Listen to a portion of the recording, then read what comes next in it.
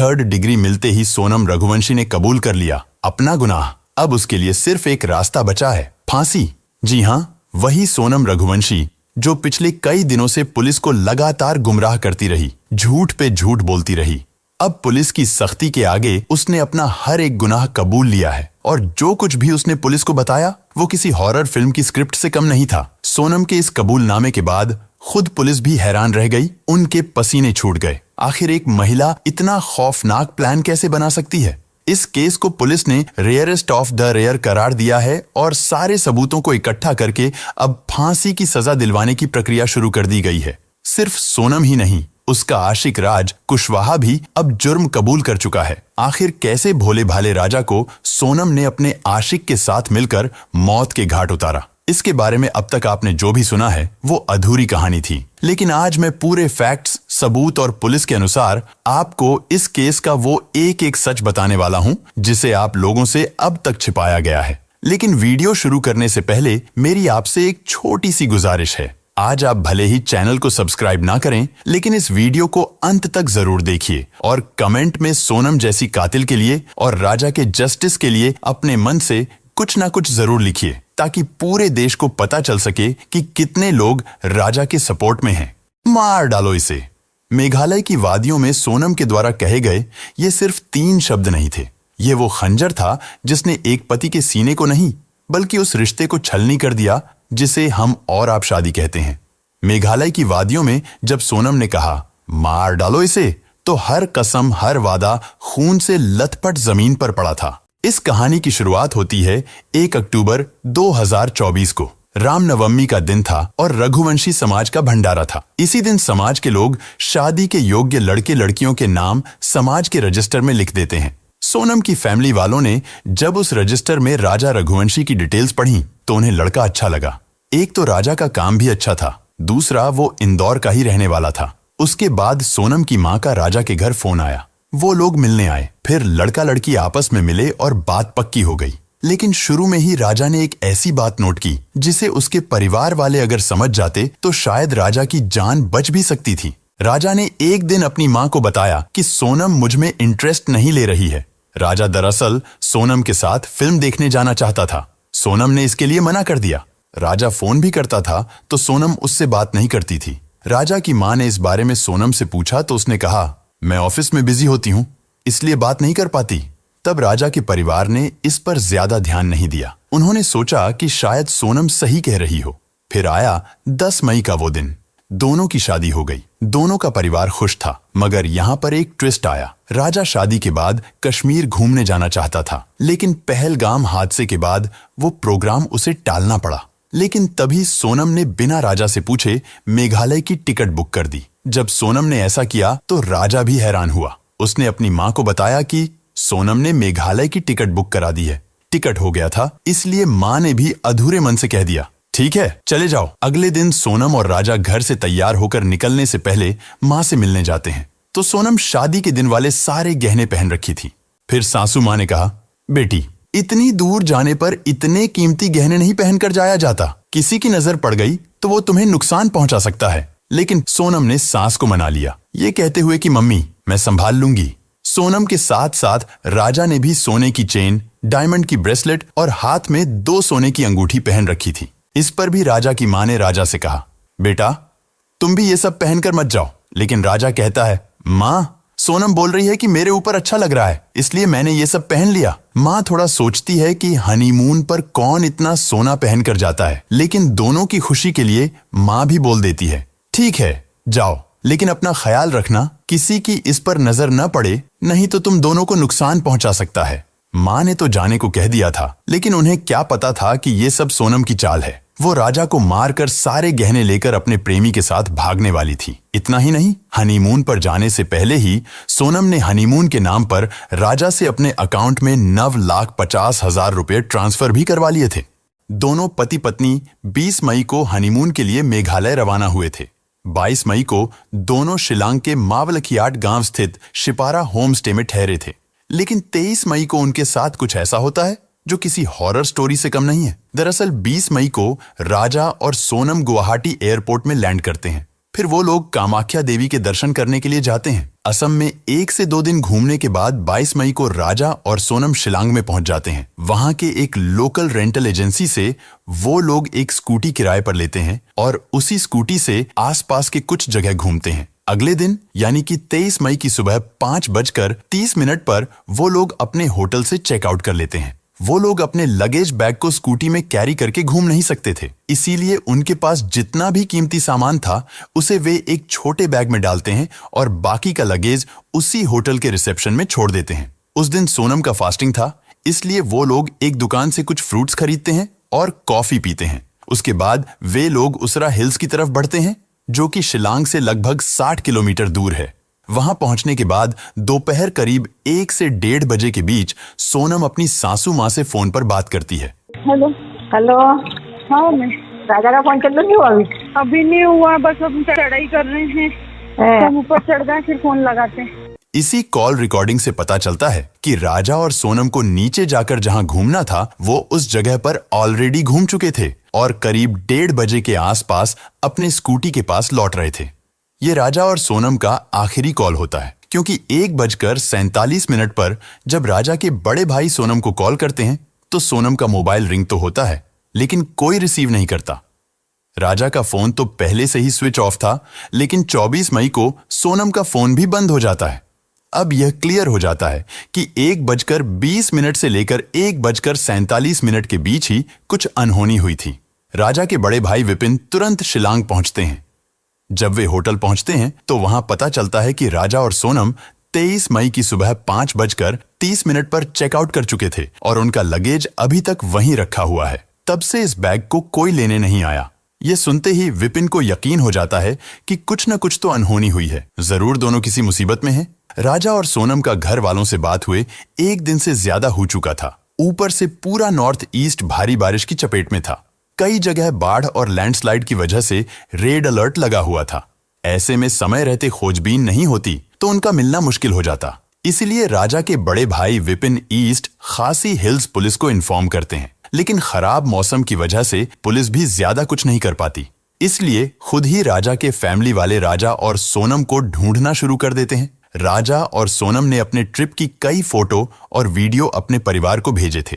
इन्हीं में से एक फोटो में पीछे एक पोस्टर दिखता है, जिसकी मदद से वे उस स्कूटी वाले तक पहुंचते हैं जिससे राजा ने स्कूटी किराए पर ली थी। वो बताता है कि उस स्कूटी में GPS ट्रैकर लगा है, जिससे उसकी लोकेशन पता चल जाती है।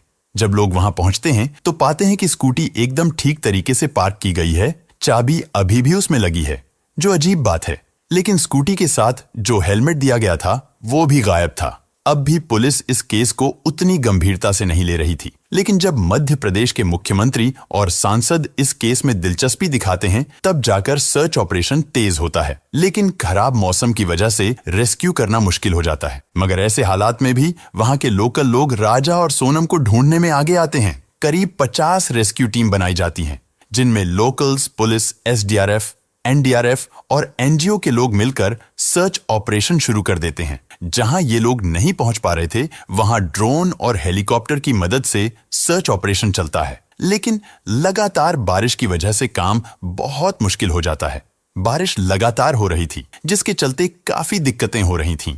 2 जून को यानी कि लापता होने के 10 दिन बाद जहां स्कूटी मिली थी वहां से 25 किलोमीटर दूर एक बॉडी मिलती है। हाथ में एक टैटू बना हुआ था और उसमें राजा लिखा हुआ था। जब पुलिस वाले विपिन को ये बॉडी दिखाते हैं तो विपिन उसे पहचान लेते हैं कि ये तो उनके ही भाई की बॉडी है। सबका जो डर था वो सच हो जाता है।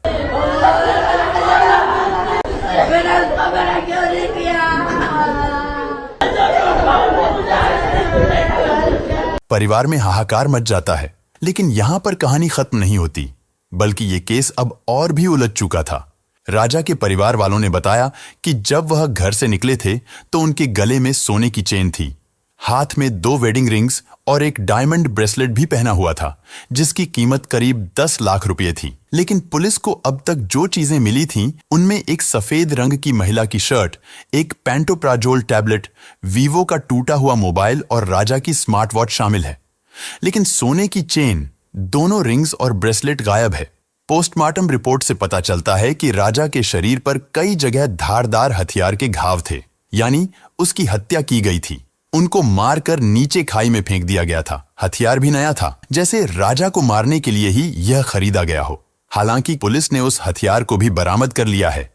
जो स्कूटी मिलती है वह प्रॉपर्ली एक जगह पर पार्क किया हुआ था। उसमें कोई स्क्रैच मार्क नहीं था, जिससे यह पता चलता है कि उनका एक्सीडेंट स्कूटी में नहीं हुआ है, बल्कि उन्हें मारा गया था। लेकिन अजीब बात यह है कि उस स्कूटी में चाबी लगा हुआ था और उसका हेलमेट मिसिंग था। स्कूटी से थोड़ी ही दूरी पर राजा और सोनम के बैग्स भी मिलते हैं, जो वो अपने साथ लेकर आए थे। और वहां से लगभग 25 किलोमीटर दूर राजा की बॉडी मिलती है। यह तभी पॉसिबल हो सकता है जब राजा को मारने के बाद कातिल ने स्कूटी को ओसरा हिल्स के पास लाकर पार्क किया होगा और स्कूटी वहां पर पार्क करने के बाद उसी ने ही गाड़ी में चाबी छोड़ दिया होगा।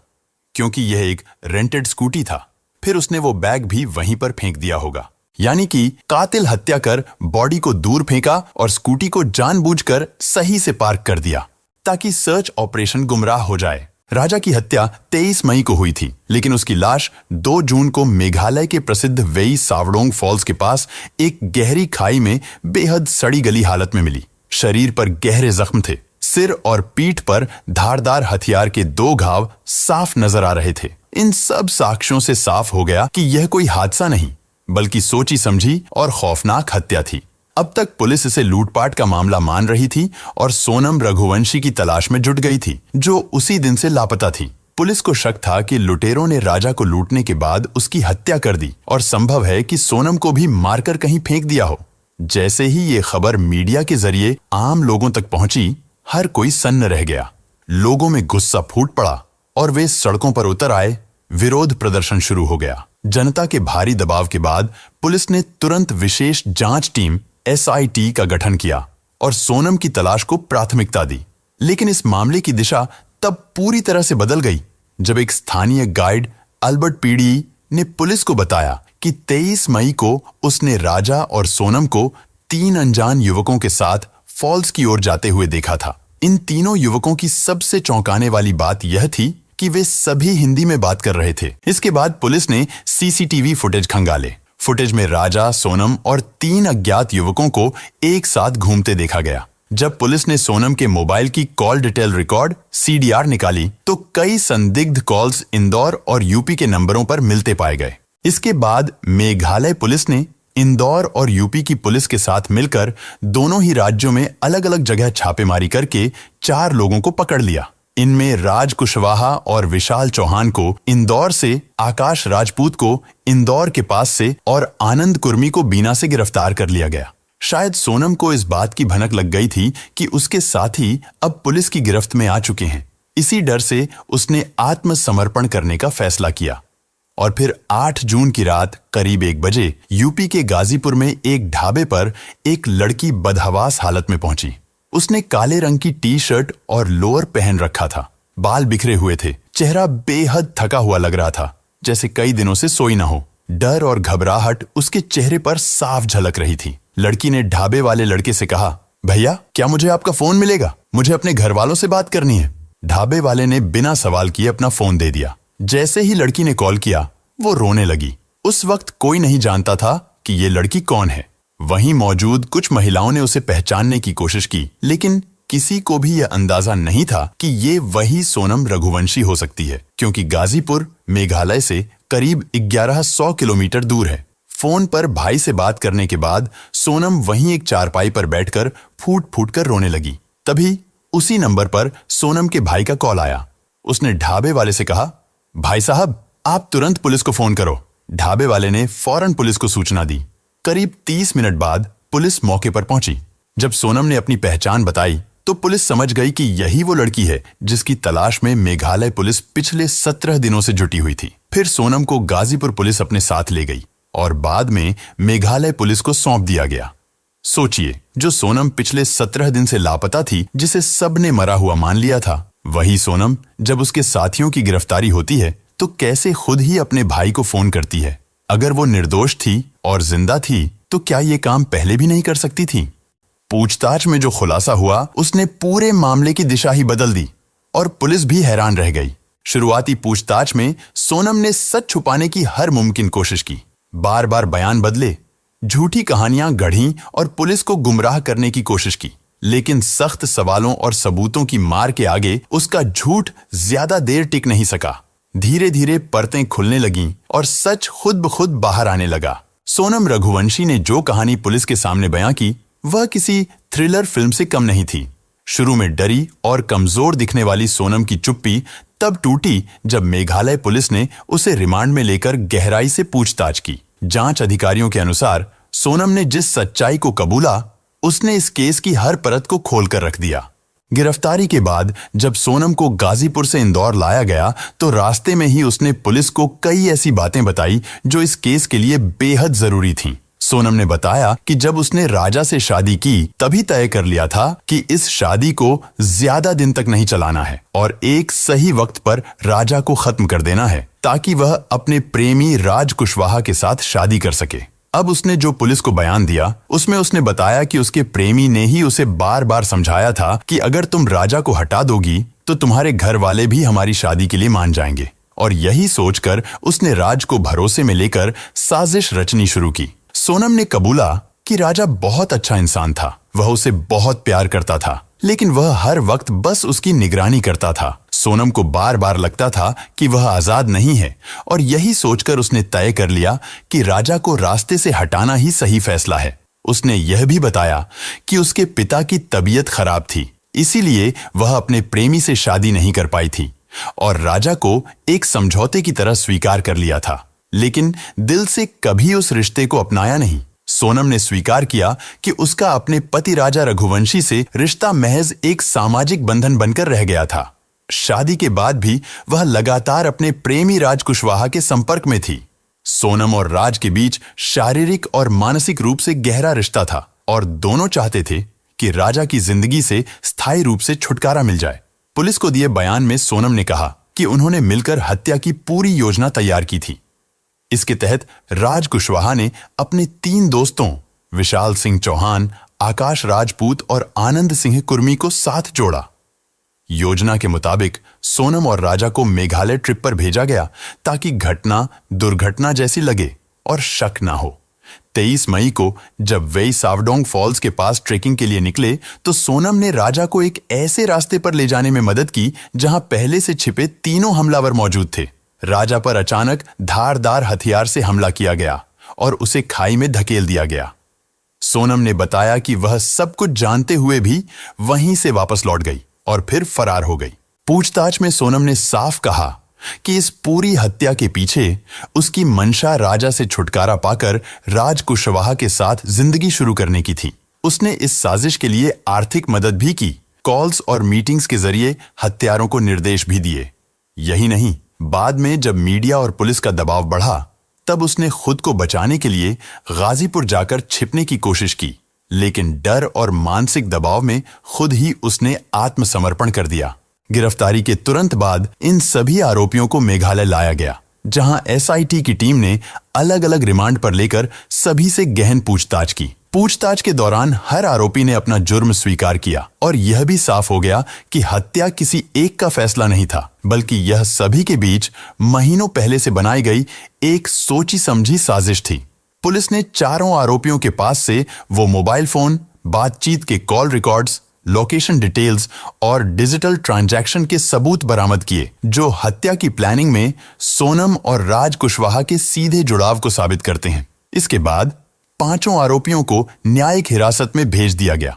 सोनम के कबूलनामे और चारों आरोपियों की गिरफ्तारी के बाद जब पूरा सच जनता के सामने आया तो पूरे देश में गुस्से की लहर दौड़ गई।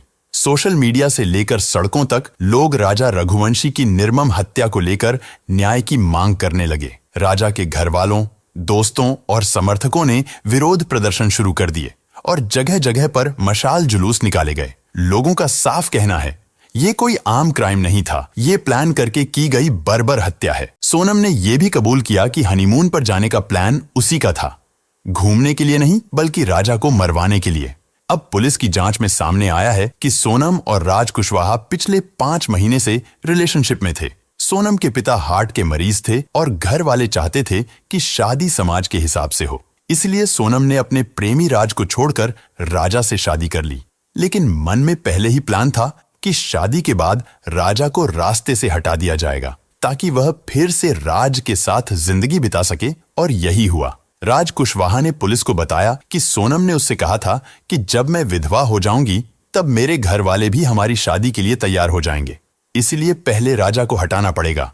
सोनम ने पूरी प्लानिंग की थी और शादी के 5 दिन बाद 16 मई को इंदौर के सुपर कॉरिडोर पर एक कैफे में बैठकर उसने अपने प्रेमी राज के साथ राजा की हत्या की साजिश रची। राज ने अपने 3 दोस्तों विशाल चौहान, आकाश राजपूत और आनंद कुर्मी को इस मर्डर प्लान में शामिल किया और उसी रात 6 घंटे तक फोन पर सोनम से बात कर पूरी योजना समझाई। सोनम को एक कीपैड फोन, एंड्रॉयड मोबाइल और नई सिम दी गई ताकि वह लगातार संपर्क में रहे, और इन सब चीजों की कीमत पहले ही राज ने चुकाई। जब सोनम ने बताया कि वह 22 मई को शिलोंग ट्रिप पर निकल रही है तो राज ने सभी आरोपियों के टिकट बुक करवा दिए, लेकिन खुद आखिरी वक्त पर मना कर गया और इंदौर में ही रहा। वहां रहकर वह सबको डायरेक्शन देता रहा ताकि कोई शक न हो। यहां तक कि राजा के अंतिम संस्कार में भी वह शामिल हुआ ताकि सबको लगे कि वह दुखी है और परिवार के करीब है। 23 मई को जो हुआ वह दिल दहला देने वाला था। आरोपियों ने गुवाहाटी से एक ऑनलाइन ऑर्डर की गई छोटी कुल्हाड़ी यानी डाव खरीदी और शिलोंग में सोनम और राजा के होमस्टे से 1 किलोमीटर दूर ठहरे। सोनम लगातार लोकेशन शेयर करती रही और किराए की स्कूटी लेकर राजा को बहाने से उस जगह ले गई जहां सुनसान इलाका था। दोपहर 1:30 पर सोनम ने फोटोशूट का बहाना बनाकर राजा को पहाड़ी की तरफ चलने को कहा। आरोपियों ने पीछा करना शुरू किया, लेकिन चढ़ाई इतनी ऊंची थी कि उन अपराधियों ने सोनम से कहा कि वह काफी थक गए हैं और वह राजा को नहीं मार पाएंगे। तब सोनम ने उन लोगों से कहा कि मैं तुम्हें 20 लाख दूंगी। इस लालच के बाद आरोपियों ने हत्या के लिए हाँ कर दिया। जब सोनम और राजा उस सुनसान जगह पर पहुंचे तो पीछे से तीनों आरोपी वहां पहुंचे। आकाश दूसरी बाइक से दूर से निगरानी कर रहा था और जब उन्हें यकीन हो गया कि कोई आसपास नहीं है तब उन्होंने राजा पर पीछे से हमला किया। राजा ने विरोध किया, लड़ाई की, लेकिन सिर और सीने पर गहरे वार के बाद वह बेहोश हो गया। विशाल चौहान ने पीछे से वार किया और उसी वक्त सोनम चिल्लाई, मार डालो इसे।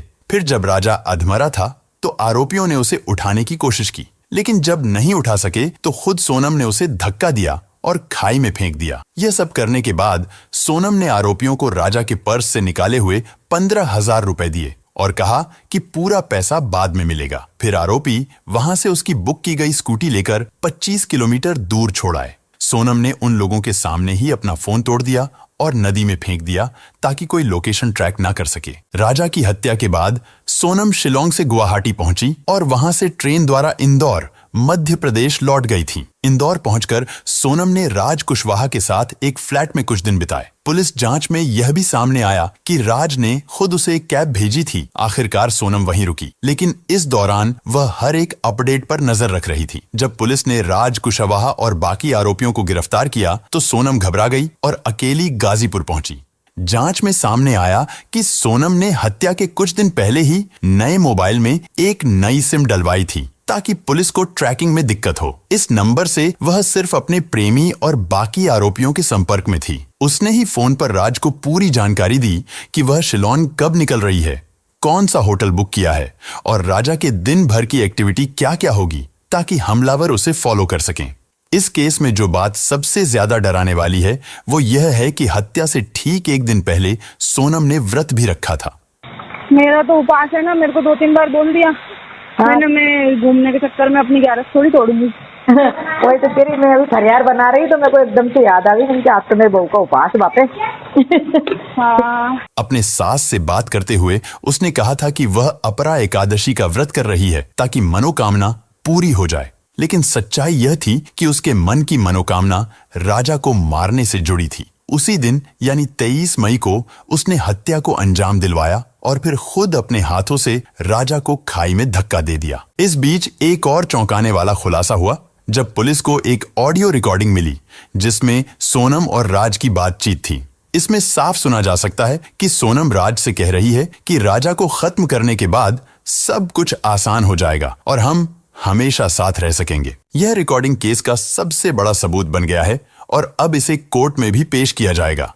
राजा को खाई में फेंकने से पहले ही सोनम ने बड़ी ही चालाकी से उसके गले से सोने की चेन, हाथ में पहना डायमंड का ब्रेसलेट और 2 सोने की अंगूठी भी निकाल ली थी, जिसकी कीमत राजा के घर वालों ने लगभग 10 लाख बताया था।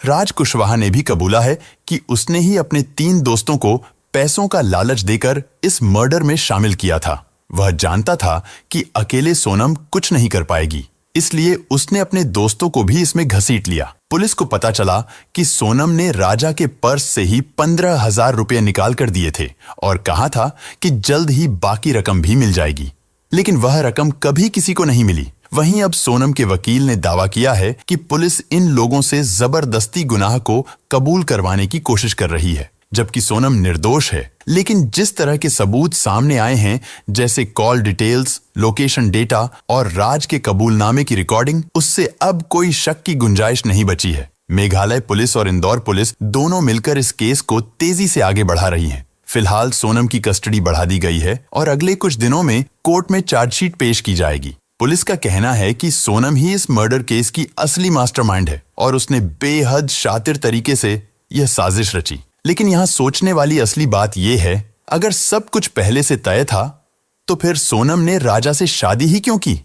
उसके पास ऑप्शन था, वो चाहती तो अपने प्रेमी के साथ पहले ही भाग सकती थी। सच में ये बात हैरान करती है कि आज की युवा पीढ़ी किस तरह की सोच रखती है। जिससे आप प्यार नहीं करते, अगर वो आपको नहीं मिलता तो आप उस इंसान की जान ले लेते हो जिसका आपसे कोई लेना देना ही नहीं था। और जो लड़कियां इतनी दबंग होती हैं कि शादी के बाद अपने प्रेमी के लिए पति का कत्ल तक करवा देती हैं, वही लड़कियां शादी से पहले इतना साहस क्यों नहीं दिखाती? शादी से पहले ही क्यों नहीं कह देती कि मुझे कोई और पसंद है, मैं इससे शादी नहीं करूंगी? मतलब माँ बाप के सामने आप इतना बेबस दिखते हो कि मजबूरी में शादी कर लेते हो, लेकिन अंदर ही अंदर इतना जहर पल रहा होता है कि एक मासूम आदमी को मारने में भी आपको दया नहीं आती। मुझे नहीं पता ये कैसी सोच है, लेकिन इतना जरूर कह सकता हूँ, इस सोच ने न जाने कितने घर बर्बाद कर दिए और हजारों लाखों लोगों को डर में जीने पर मजबूर कर दिया। वीडियो के अंत में मैं बस आपसे एक बात कहना चाहूंगा, जब भी कोई लड़का अपने माता पिता की पसंद से शादी करने जाए तो लड़की से उसकी डिग्री या बायोडाटा ना पूछो, उससे पसंद नापसंद ना पूछो, उससे बस ये पूछो कि तुम्हारा किसी से अफेयर तो नहीं है।